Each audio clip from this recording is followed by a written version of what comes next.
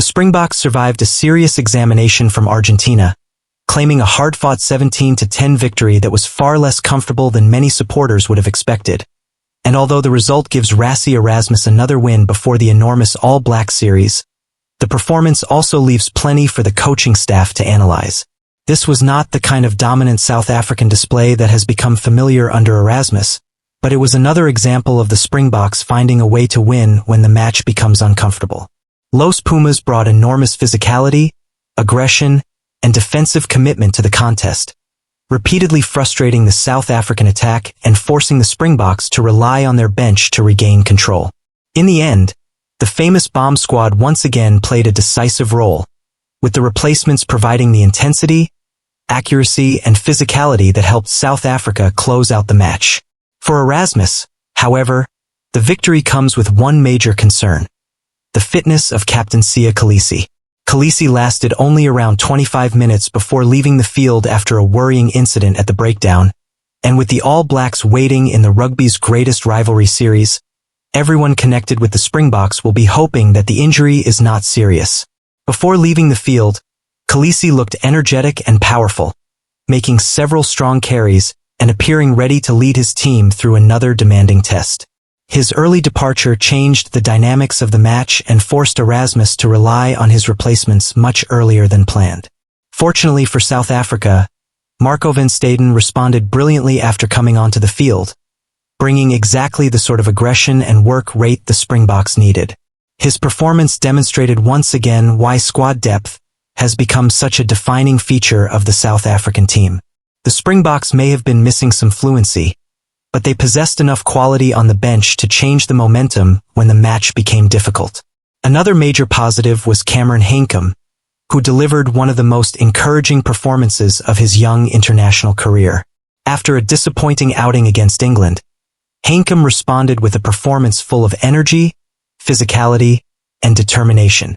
His first start at number 8 provided exactly the kind of statement he needed. He was not perfect, and his aggressive approach occasionally resulted in mistakes, including an error that cost the Springboks 3 points, but his overall contribution was overwhelmingly positive. Hanekom scored a crucial try, competed effectively at the breakdown, carried strongly, and worked relentlessly throughout the contest. His performance showed why many observers believe he has an extremely bright future in the green and gold jersey. The ability to combine physical power with breakdown skill and defensive work makes Hanekom a particularly interesting option for Erasmus, especially as the Springboks continue developing their squad for the biggest matches ahead. If he can maintain this level of intensity while improving his decision-making, he could become an increasingly important part of the South African back row. Another forward who provided encouragement was Eben Etzebeth.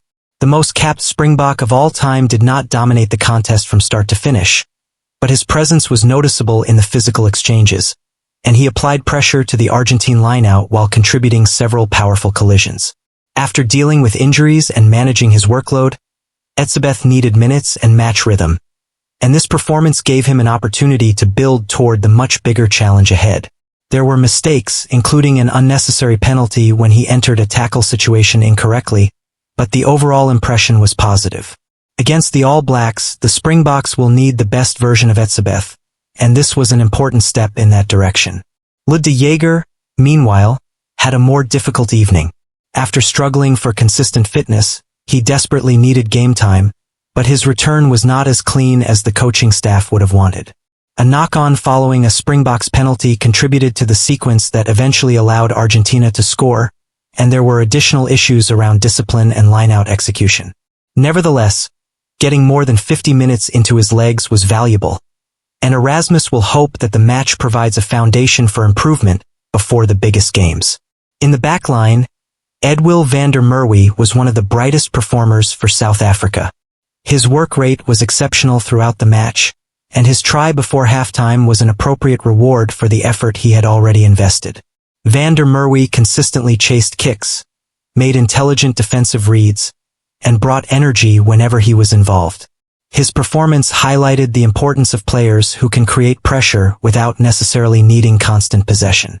Against the All Blacks, that kind of relentless work could become extremely valuable, because New Zealand will look to move the ball quickly and punish defensive gaps. Canan Moodie also played an important role in the build-up to the opening South African try, showing excellent awareness by delaying his pass at exactly the right moment before putting van der Merwe into space. He did not receive many opportunities to attack directly, but his defensive performance was solid and his decision-making remained composed. Andre Esterhuizen produced a more complicated performance. An early knock-on interrupted a promising attack, but he responded with one of the most spectacular moments of the first half, producing an outstanding catch followed by an excellent offload that helped create van der Merwe's try. His physicality was also evident in contact and defense, but unfortunately his evening ended prematurely after a head knock. That injury is another concern for Erasmus, particularly because Esterhuizen has been an important option in the midfield. The Springboks can ill afford to lose multiple experienced players before facing the All Blacks. Ethan Hooker worked extremely hard but was not given many opportunities to demonstrate his attacking ability. The Springboks struggled to create consistent front foot ball for their outside backs, meaning Hooker was often required to perform the less glamorous work of chasing, defending, and supporting play. Aphelele Fassi provided one of the biggest examples of brilliance mixed with inconsistency. He produced the assist for van der Merwe's try and showed flashes of attacking quality, but handling errors and difficulties dealing with the conditions prevented him from producing a complete performance. Against New Zealand, those mistakes will have to be reduced because the All Blacks are extremely capable of turning loose possession into points. Perhaps the most interesting individual storyline in the backline was Sacha Feinberg-Mngomezulu. Returning from injury, the talented fly-half looked short of his best, particularly during the first half when several errors prevented him from establishing control. Yet his performance should not be judged too harshly. This was his return to Test rugby, and he improved as the match progressed. His drop goal attempt that narrowly failed was symbolic of the entire evening. The idea was correct, the execution simply wasn't quite there. That is actually an encouraging sign for Erasmus, because Feinberg-Mngomezulu showed the ambition and willingness to take responsibility that could become important against the All Blacks. The challenge now is converting those promising ideas into consistent execution. Cobus Reinach had another mixed outing. His speed and ability to threaten around the fringes occasionally troubled Argentina, but his distribution did not always help the Springboks build sustained attacking momentum. His kicking was also inconsistent, and he was eventually replaced before the final quarter. That allowed the replacements to influence the match, with Handré Pollard and Morn van den Berg providing greater direction and control. Their introduction was particularly important because the Springboks needed to manage the final stages rather than continue playing an open and unpredictable contest. The front row also experienced mixed fortunes. Thomas du Toit conceded an early scrum penalty, contributing to a difficult start, but he recovered to provide a solid performance around the field. Johan Grobler worked hard but experienced some problems at line-out time, including an overthrow that wasted an excellent attacking opportunity close to the Argentine line. Bowen Venter, meanwhile, was lively around the park and showed his value outside the scrum despite not completely dominating the set piece. These details matter because the Springboks will face an entirely different level of pressure against the All Blacks.